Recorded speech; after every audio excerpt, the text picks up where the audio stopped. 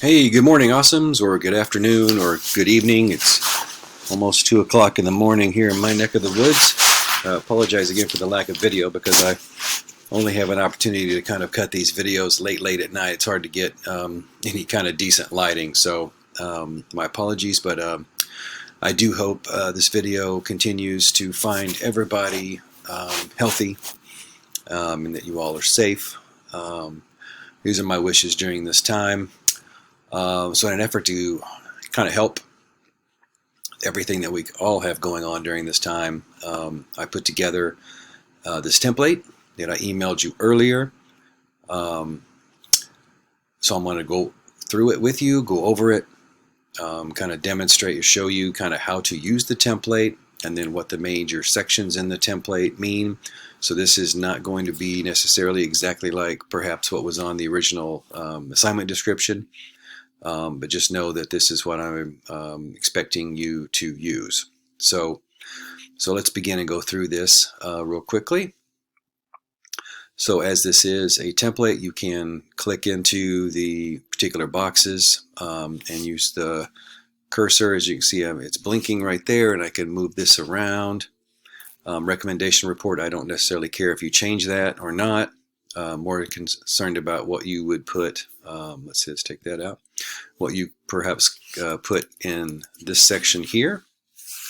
Here's like you can highlight this, and you can put your document subtitle or title. We want to keep it short and succinct. So this will be the section here. Again, you can double click into these text boxes, and I want you to include your team name, these kinds of things, the date, and then you'll list the team members here in this way. For those of you who are really fancy schmancy, if you know how to get back, go into this, you want to change the front title page. Some of you have really gone to great lengths to find your own graphics or whatever, and you want to use those, feel free to change this first page. That's totally fine with me. I think you can even section right here you can add a logo, so however you want to do that. But then starting on page 1 technically of the exact recommendation report, this is where the kind of the things I want you to follow.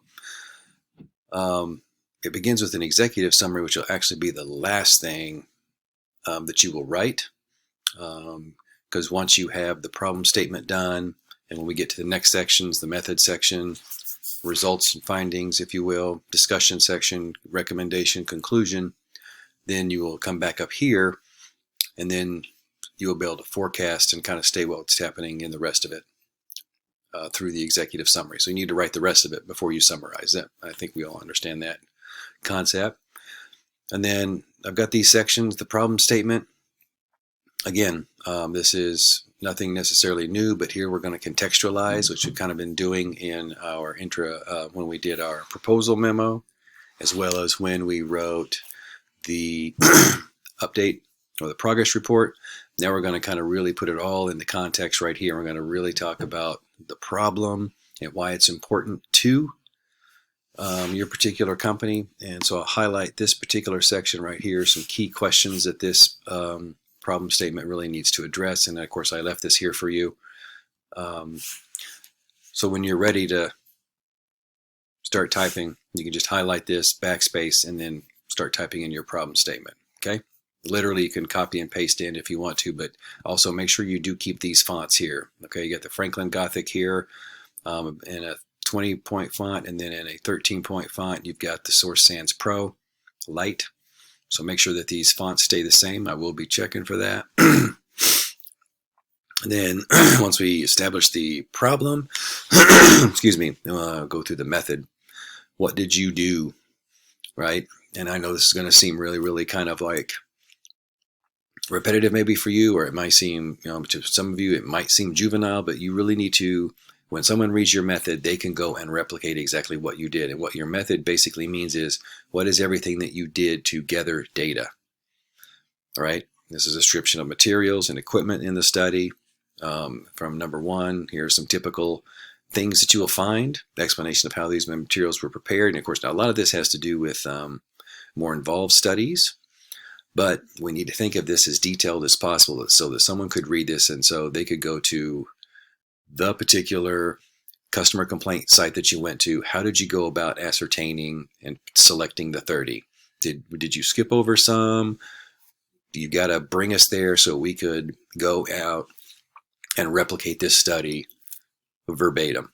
All right, so be as detailed as possible, but not like overly detailed, like I hit the start key, right? Or I put my finger on the mouse. We don't need to get that detail. We need the details of what you actually did. How did you gather the data? So to make sure that it's very clear, how did you collect your data? Your script should be clear enough for an interested reader to produce your experiment and find similar results. This is called replicability.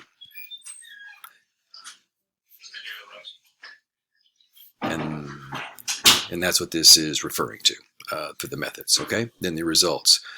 Now I just want to caution you, between the results section you have here goes into a discussion section. So the results section is literally just that, just the results.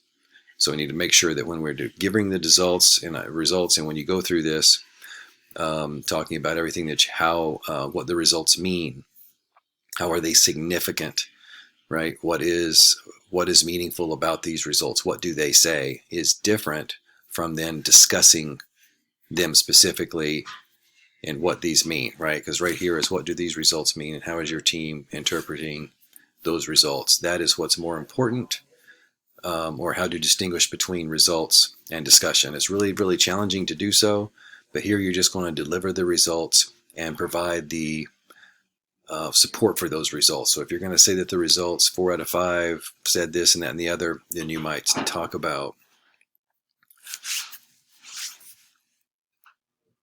how you specifically, how those results and what they are specifically. So if you're talking about 45% of them said this or that or the other, or how did you go about, so you got the methods, you collected all this data, and that data gave you what, right?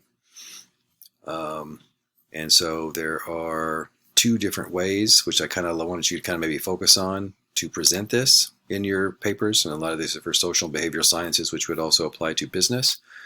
You can present a synopsis of the result by an explanation of the key findings. So here's where you're just highlighting important results. What are the key elements amongst all of the stuff that you collected? Tell us what the significant results were, right? Or you can present a result and then explain it, okay?